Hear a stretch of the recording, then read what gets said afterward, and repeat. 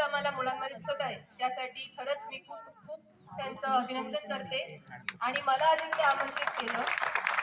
खूप दिवसाने म्हणजे मला माझे शाळेचे दिवस आठवले. आम्ही पण असे हाऊसचे ड्रेस घालून अॅन्युअल डेला बसायचो आणि पहिला तोच रिपोर्ट वाचला जायचा 15 मिनिटाचा. त्यातले अर्ध ऐकायचो, अर्ध डोक्यावरनं जायचं. पालक मागे बसलेले असायचे. तेच दिवस आठवले आणि खूप छान वाटलं.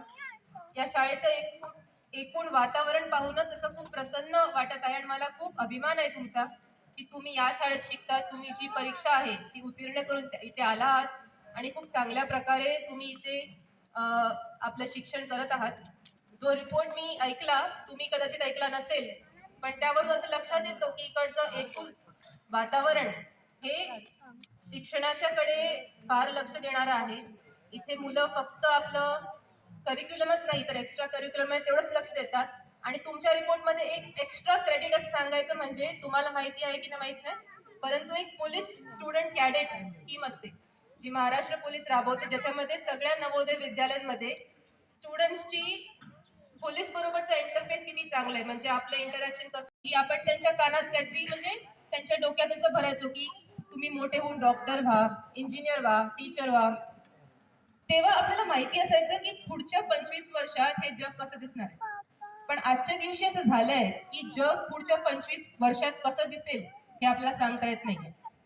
म्हणजे तुम्ही विचार करा, माझा बर्थ 1998 चा आहे.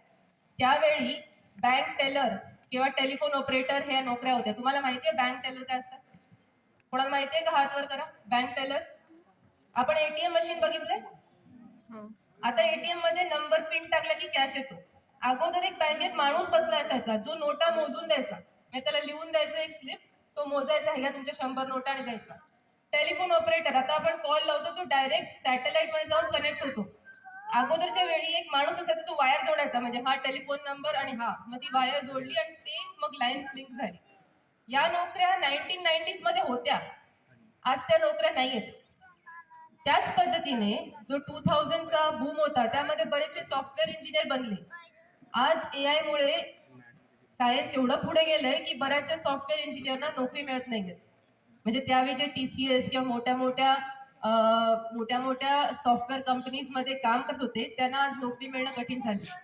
मग अशा वेळी आपण आपल्या मुलांना सांगू शकतो का की तू मोठा होऊन इंजिनियर बन म्हणून तू आतापासून इंजिनिअरिंगचे अभ्यास कर, किंवा तू डॉक्टर बन म्हणून तू नीटचा अभ्यास कर? तर नाही. पुढच्या तुम्ही मोठे होईपर्यंत नीट किंवा IIT JEE किंवा UPSC हे कसं दिसणार आहे आपल्या कोणालाच माहित नाही. मग आपण काय केलं पाहिजे? तर आपण काही स्किल्स डेव्हलप केल्या पाहिजेत. आपण पूर्ण डेस्टिनेशन ठरवू शकत नाही, परंतु आपण स्वतःला सक्षम बनवू शकतो. तर काय स्किल्स आहेत? तर मी काही माझ्या स्वतःच्या वतीने मी काही स्किल्स विचार केला की या स्किल्स महत्वाच्या असतात, ज्या कुठल्याही क्षेत्रात तुम्ही जा, कुठल्याही सेक्टरमध्ये जा, तुम्ही स्पोर्ट्समध्ये जा, आर्ट्समध्ये जा, सायन्सेसमध्ये जा, त्या स्किल्स तुम्हाला महत्वाच्या वाटतील. आणि हे पालकांसाठी पण आहे. पहिली जी स्किल जी आजच्या पिढीत फार कमी आहे ती फोकस. मला कोण सांगेल की मी फोकस्ड आहे? म्हणजे मी आता इथे बोलते आणि 15 लोक मला इथे आपसात बोलताना दिसत आहेत. याचा अर्थ काय की आपण जे काम करतो त्याच्यावरती आपलं अर्धच लक्ष असतं. मल्टीटास्किंगची पिढी आपण, बरोबर?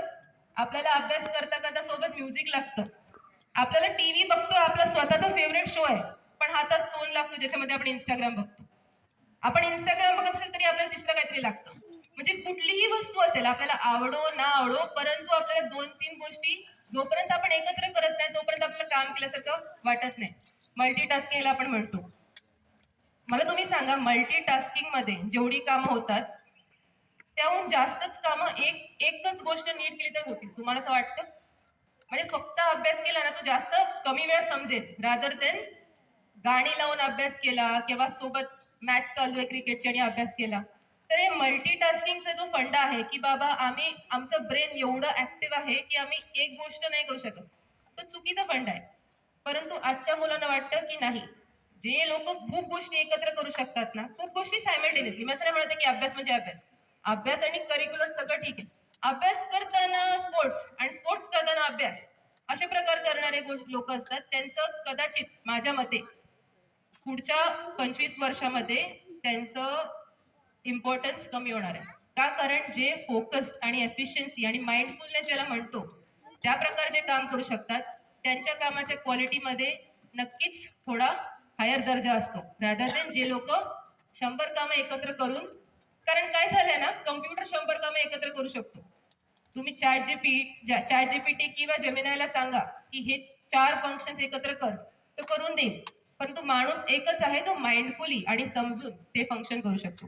तर जी एक इम्पॉर्टंट स्किल आहे जी मला वाटते प्रत्येक मुलाने विचार करावा यावरती, की बाबा माझ्याकडे फोकस आहे का आणि मी त्याच्यामध्ये स्वतःला बेटर इम्प्रूव्ह केलं पाहिजे का.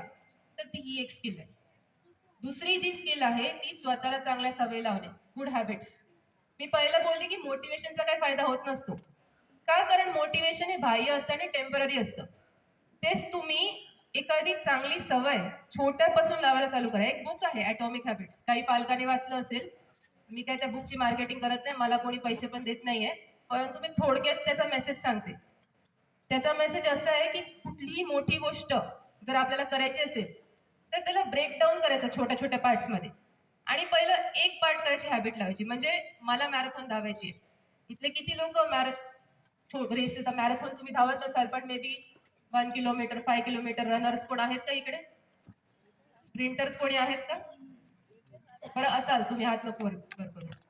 ज्यांना मॅरेथॉन धावायचे, मॅरेथॉन म्हणजे 42 किलोमीटर तुम्हाला धावायचंय. तुम्ही विचार केला मला 42 किलोमीटर धावायचंय, तर तुम्ही धावू शकाल का? नाही. पण तुम्ही विचार केलात की आज फक्त सकाळी मला 6 वाजता उठून 100 मीटर धावायचंय, ते शक्य आहे? शक्य आहे? बरं तसं एक आठवडा करणं शक्य आहे. रोज मी 6 वाजता उठणार, रोज मी 100 मीटर धावणार. 7व्या दिवशी तुम्ही एक आठवडा केला ना, 8व्या दिवशी तुम्हाला आपोआप 6 वाजता जाग येईल आणि 100 मीटर तुम्ही धावू शकाल. 9व्या दिवशी 150 मीटर, 30व्या दिवशी 1 किलोमीटर. जेव्हा ती सवय लागते ना तेव्हा ते काम सोपं होतं. आता तुम्ही सगळे सकाळी उठून ब्रश करता? कोण कोण नाही करत? सगळेच करतात नक्की. बरं कधी सकाळी उठून कोणी विचार करतं का बापरे आता ब्रश करायचंय, कोण आता टूथब्रश शोधणार, पेस्ट काढणार, कोण विचार करतं का? असं कोण आहे का? सकाळी सकाळी टेन्शन येतं ब्रश करायचंय? नाही का? कारण 1 वर्षाची पण सवयच लागली. विचार पण नाही करावा लागत, उठलं की हातात ब्रश घेऊन करायचंच आहे, ते ऑप्शन नाही. तर हे 3 गोष्टी, फोकस, चांगल्या सवयी, गुड हॅबिट्स आणि स्मॉल हॅबिट्स आणि क्रिटिकल थिंकिंग, या गोष्टी तुम्ही जर स्वतःमध्ये आत्मसात कराल, तुम्ही कुठल्याही फील्डमध्ये जाल, काही फरक पडत नाही. तुम्ही स्पोर्ट्समध्ये जा, आर्ट्समध्ये जा, कॉमर्समध्ये जा, सायन्सेस. मी आर्ट्स स्टुडंट आहे. लोकांना वाटतं की आर्ट्समध्ये फक्त ढबू मुलं जातात. मी पण म्हणू शकत नाही मी ढबू नव्हती, पण ठीक आहे, पण मी आर्ट्समध्ये गेली आणि आर्ट्समधनं मी माझी UPSC एक्झाम क्लिअर केली आणि त्यामुळे मला खूप कमी वयामध्ये एक ऑफिसरचं पद भेटलं. सो डज नॉट मॅटर तुम्ही कोणत्या फील्डमध्ये जाल, परंतु या जर बेसिक फंडामेंटल क्वालिटीज तुमच्यामध्ये असतील तर तुम्ही कुठेही एक्सेल कराल.